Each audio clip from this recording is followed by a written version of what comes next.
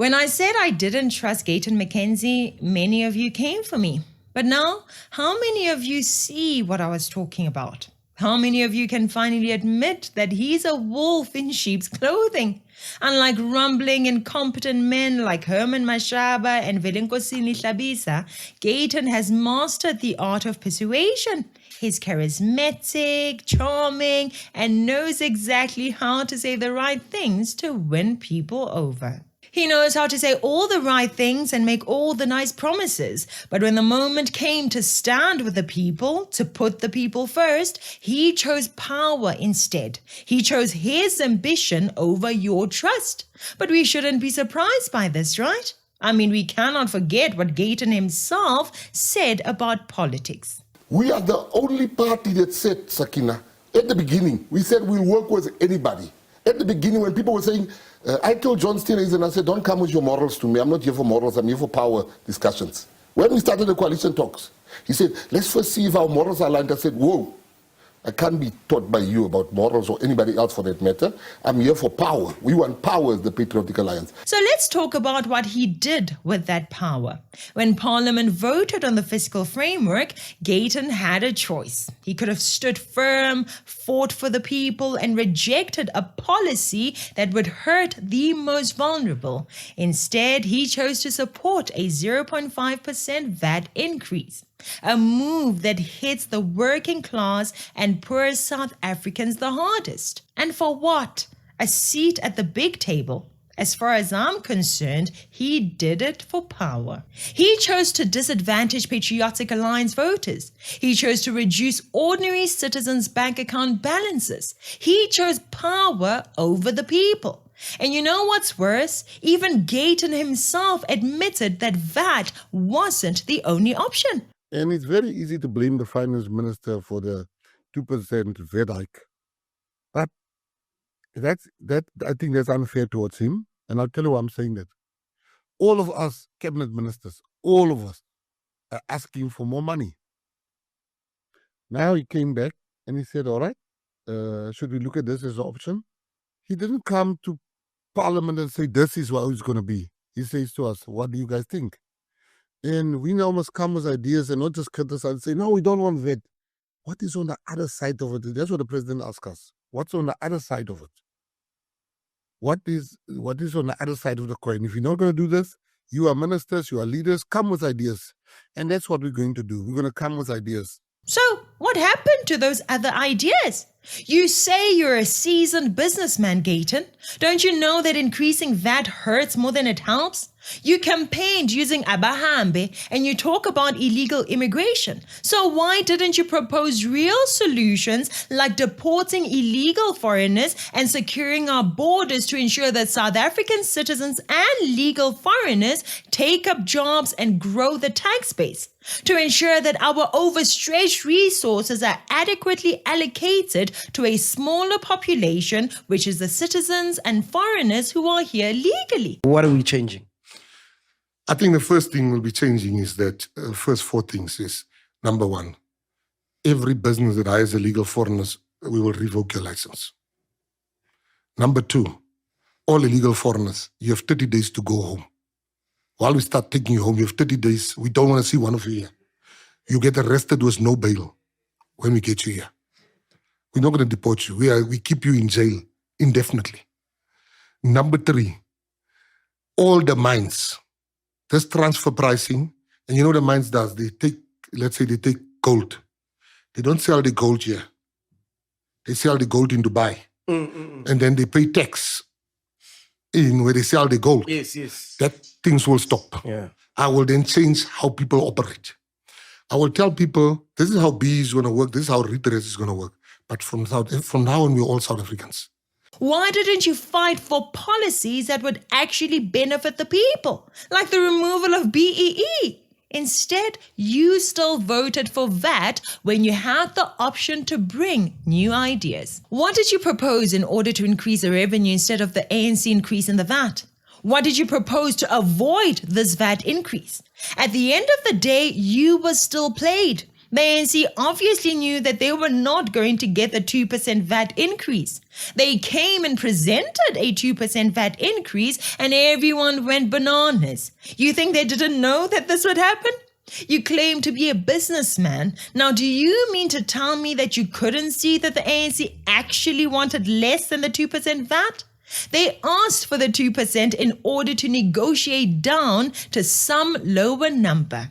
You had a chance to put your foot down and support the DA, EFF and MK party, but instead you are actually proud of yourself for being tricked by the ANC, Mr. Bootlicker. The finance minister approached us and he said, we are looking at a 2% VAT.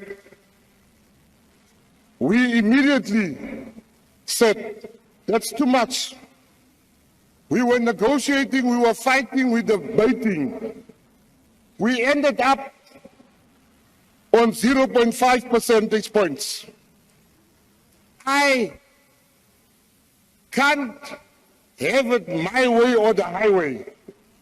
So on the basis that the African National Congress, a deployee in the finance minister, was willing to move from 2% to 0.5%. It is the reason why today I'm a proud member of the GNU. When you betrayed the people and gave the ANC the 0.5 VAT increase that they wanted. So tell me, what did you get in exchange? What did the ANC lose in this whole battle? The ANC managed to make sure that they take more money from us, the people. What did you win for the people?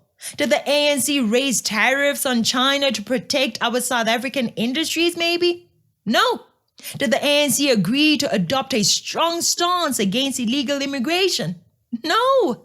Did the ANC agree to fight against the crime happening in our nation more aggressively? No. So, and what did you and your boot-licking self win for the people of this country in exchange for surrendering to the VAT increase? The DA had a plan. They had things that they wanted in order to get the economy to start doing better. You helped the ANC defeat that plan. So, what did you get for us? Every minister in this cabinet was not for the 2% VAT. But now it's wrong to go out. And not only are you hurting other parties that's supposed to be your partners, but you are also hurting the country. Because, and I'm putting now my businessman hat on. If I read something like that, like, oh, no, I better get my money out of there. The DA says these guys want to go this way. Now they're no longer together. The DA must understand they're no longer opposition. PA is no longer opposition. We are together. There was no, it's a lie. We were together there. We were not for it. We've been given opportunity to go back and to come with ideas. Hence the postponement, which we all agreed on. Once you decide you're part of something, you protect that thing. Being in the GNU doesn't mean that you have to support bad policy. If your allies are doing nonsense, you're supposed to confront them, not clap for them. You had every opportunity to do so behind closed doors and you didn't. South Africa is already one of the most overtaxed nations with one of the highest unemployment rates in the world. Raising VAT isn't leadership, it is laziness. You are a lazy person, Gayton Mckenzie. You came into that position like a roaring lion and you have now become a yes man to Cyril Ramaphosa instead of really standing up and speaking up against bad ideas. Being in the GNU does not mean you should just shut your mouth. You are in a coalition, which means that the government should be a mixture of the ideas of the ANC, DA, Patriotic Alliance, IFP and others. A bit of free markets, a bit of aggressiveness on deportation. The borders should be getting built. The military should be getting better. PRASA should be improving. This is a sign that the ANC is no longer in charge. It is a sign that the IFP is in there, DA is in there, Patriotic Alliance is also in there. Instead, you want to act like you are now a member of the ANC. You should be showing the ANC flames in there, not submitting to their nonsense. My first speech in Parliament, I didn't read my first speech in Parliament because the leader of our GNU was under attack. They attacked President Cyril Ramaphosa. So I left my speech and I defended, because that's how I know you should be doing. You should defend your side, even your side is under attack. When it's Cyril Ramaphosa, you'll defend him, but when it comes to defending the people of South Africa, suddenly it's not worth the fight. Interesting. You keep trying to convince us that you're not in this for the perks, the praise, and the power, but everything you do says otherwise. Now, as a minister, I don't care which party you are from.